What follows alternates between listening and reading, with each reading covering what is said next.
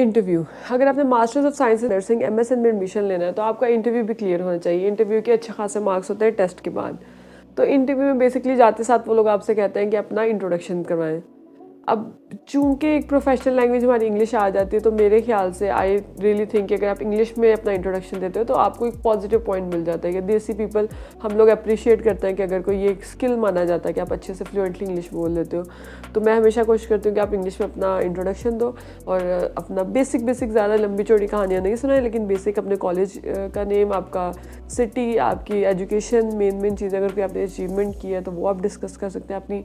और फिर वो लोग पूछते हैं आपकी स्ट्रेंथ्स क्या हैं, अपनी वीकनेस क्या है। तो आप लोगों ने कोशिश करना है कि अपनी वीकनेस भी इस तरह की, स्ट्रेंथ बताएं जो आपकी एक्चुअल स्ट्रेंथ है।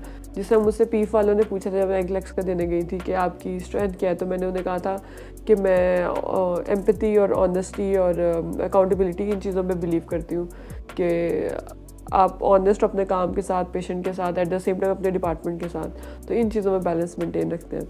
और वीकनेस उन्होंने पूछा था तो मैंने कहा था कि मेरी ना थोड़ी सी शॉर्ट टर्म मेमोरी मुझे लगता है कि उतनी शार्प नहीं है, तो मैं इसलिए हमेशा हैंडी पेपर और पेंसिल रखती हूँ पॉकेट में। और जो अगर कोई इस तरह की बात है मुझे लगता है कि ये मुझे थोड़ी देर के लिए रिटेन करनी, तो मैं उसको लिख लेती हूँ पास, पॉकेट में डाल लेती हूँ। तो ये एक वीकनेस भी हो जाती है, लेकिन एट द सेम टाइम ये आपकी स्ट्रेंथ भी बन जाती है कि आप चीज़ों को सॉल्व कर रहे हो। तो कुछ इस तरह से कोशिश करनी है कि हमने इंटरव्यू में अपनी एक किस तरह की इमेज शो करनी है कि हम झूठ नहीं बोलना। डेफिनेटली वो पता चल जाता है क्योंकि वो लोग जो टेबल के उस साइड पे बैठे हुए हैं वो लोग बहुत सीनियर लोग होते हैं, 21वें 22वें ग्रेड के लोग होते हैं और उनकी बहुत अचीवमेंट होती है। हम जैसे कितने ही लोगों को उन लोगों ने इंटरव्यू किया होता है, तो अगर आप सोचते हैं कि आप उन्हें पागल बनाएंगे या उनको फेक करेंगे तो इस तरह पॉसिबल नहीं होता। आपने ऑनेस्टी के साथ अपनी स्ट्रेंथ्स और वीकनेस बतानी होती है।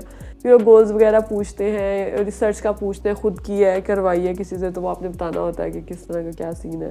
और डिस्टिंक्शंस का पूछ लेते हैं। मार्क्स से मैंने देखा बहुत इंप्रेस होते हैं, पता नहीं क्यों। कुछ इंस्टीट्यूट हैं जिससे मैंने भी रिसेंटली जहाँ रिज़ाइन दिया है वहाँ पे भी ये था कि वो लोग मार्क्स बड़ा लिखते हैं और उसको पूछते हैं कि एफएससी में कितने मार्क्स थे, नर्सिंग में कितने मार्क्स थे, तो आपको एडिशनल एक एज मिल जाता है कि जैसे मेरा सीजीपीए अच्छा था 3.83, तो मुझे वो एक एज मिल जाता था कि अच्छा आपके मार्क्स अच्छे हैं तो ये पढ़ते हैं होंगे बच्चे या इनके पढ़ने वाले बच्चे हैं, तो ये हार्ड वर्किंग है तो ये आगे भी अच्छा आउटपुट देंगे। तो इंटरव्यू में ये इस तरह की चीज़ें पूछी जाती हैं।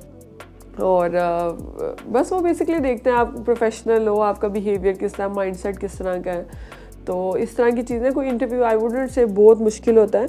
हाँ, फिर डिपार्टमेंट वाइज भी क्वेश्चन पूछते हैं सच। वो आपसे पूछते हैं आप कौन से डिपार्टमेंट में काम कर रहे हैं, फिर आप बताते हो कि मैं आईसीयू में काम कर रहा हूँ या मैं क्रिटिकल केयर में, सेमी क्रिटिकल में काम कर रहा हूँ, जो भी आपका डिपार्टमेंट होता है। फिर उससे रेलिवेंट जो भी वहाँ पे स्टाफ, जो भी सीनियर्स होते हैं वो पूछते हैं आपसे।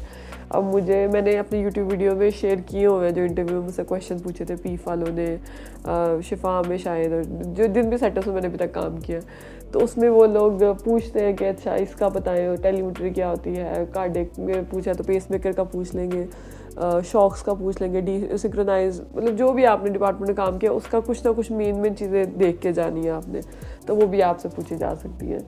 अभी रिसेंटली हमारे एक स्टाफ थे, उन्होंने इंटरव्यू दिया था ये एमएसएन के लिए, तो उनसे भी उन्होंने आईसीयू बताया था, तो उन्हें वेंटिलेटर एसोसिएटेड निमोनिया के बारे में पूछा था और असाइनोबैक्टर के बारे में पूछा था और प्रिकॉशंस के बारे में पूछा था, स्टैंडर्ड प्रिकॉशन, कॉन्टैक्ट प्रिकॉशंस के बारे में, और इस तरह से क्वेश्चंस थे।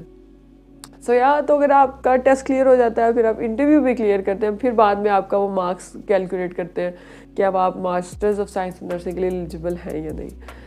This is it for now. Have a great time. Do let me know if you have any query और question. Do share this video with your friends जो कि इंटरेस्टेड हैं masters of science in nursing MSN के admission लेने के लिए, वो भी गवर्नमेंट यूनिवर्सिटीज़ में।